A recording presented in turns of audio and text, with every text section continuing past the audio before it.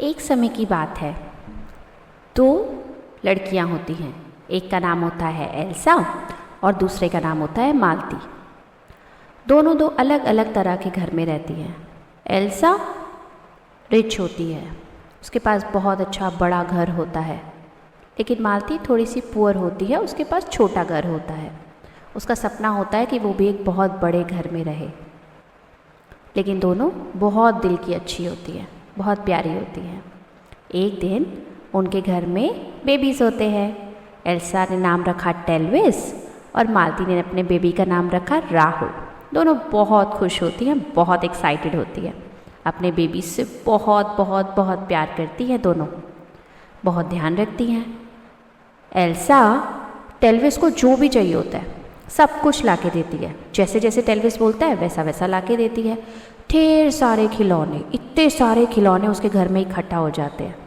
टेल्विस जो बोलता है वो ले देती है, पैसों की परवाह नहीं करती, जो मन करता है वो बाय कर लेती है।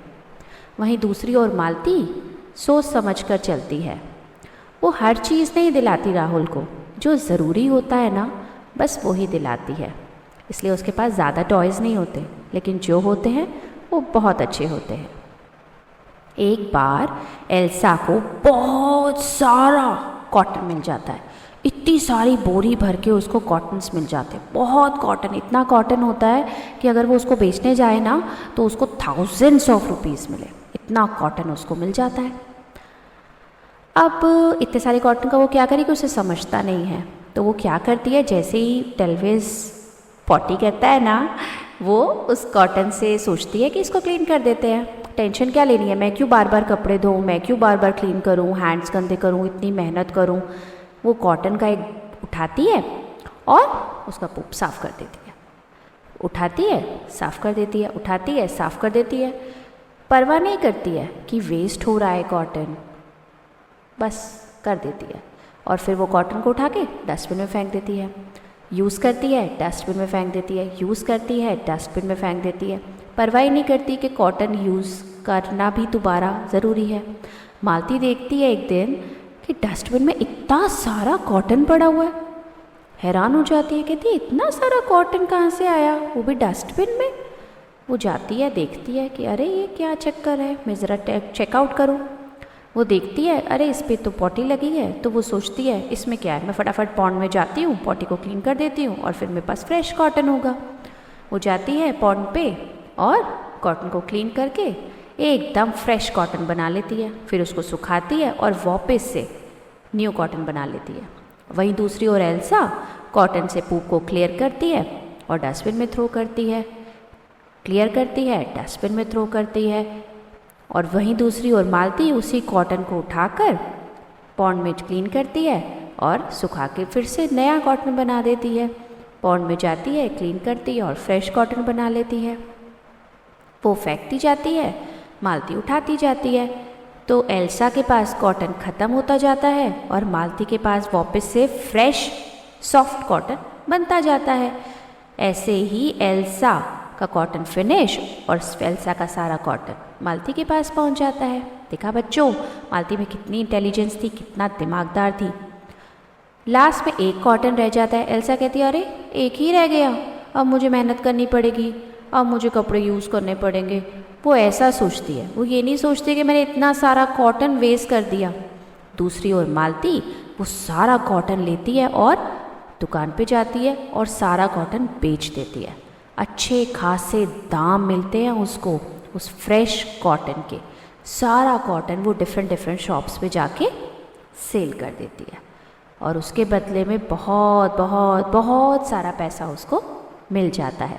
उसने दिमाग लगाया, उसने फटाफट मौके पे चौका मारा और उसने अपने आप को रिच बना लिया, क्योंकि पहले वो इतनी रिच नहीं थी ना, लेकिन कॉटन का सही इस्तेमाल करके वो रिच बन गई।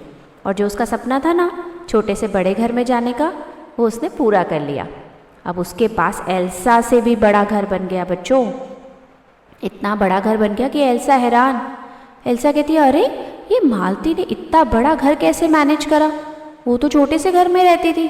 बड़ी कंफ्यूज हो गई, उसको समझ ही नहीं आया कि ये अचानक से उसके पास इतना पैसा कहाँ से आया।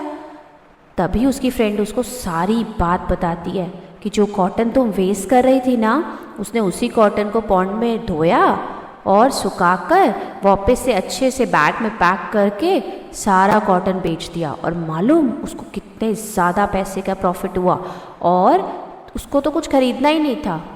तो एल्सा कहती है, अरे मैं कितनी स्टूपिड थी, मैंने इतनी सारी कॉटन को वेस्ट कर दिया और मैंने वो सारी चीज़ें भी खरीदी जिनको खरीदने की मुझे ज़रूरत भी नहीं थी। मैं बहुत स्टूपिड हूँ। उसे अपने ऊपर बहुत दुख होता है।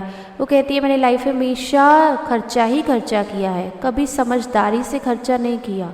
वहीं दूसरी ओर मालती स्मार्ट थी, इंटेलिजेंट थी, उसको पता था कब, कहाँ और कैसे खर्च करना है, और इसी इंटेलिजेंस को उसने यूज़ किया और देखो उसने अपने सपने को पूरा कर लिया। छोटे से बड़े घर में आ गई, कुछ भी नहीं किया, सिर्फ दिमाग लगाया, अपनी समझदारी लगाई। अब आपको क्या लगता है, आपको एल्सा बनना चाहिए या मालती? आपको शॉपिंग शॉपिंग शॉपिंग शॉपिंग करते रहना चाहिए, टॉयज़ टॉयज़ टॉयज़ लेते रहना चाहिए, या मालती की तरह स्मार्ट बनना चाहिए, जो ज़रूरी हो बस वही लेना चाहिए? क्या बनना चाहते हो, एल्सा या मालती? सोच के देखो, इस कहानी से सबक लो, समझो बात को। जब भी हम चीज़ें वेस्ट करते हैं ना, तब हमारा ही नुकसान होता है, आज नहीं तो कल बहुत नुकसान होता है। वीडियो अच्छी लगी हो ना तो लाइक ज़रूर करना और शेयर करो। हो सकता है ये मैसेज किसी के दिल को छू जाए और वो एक्सपेंसेस करना बंद कर दे। चैनल को सब्सक्राइब ज़रूर करना। Thank you so much for your time.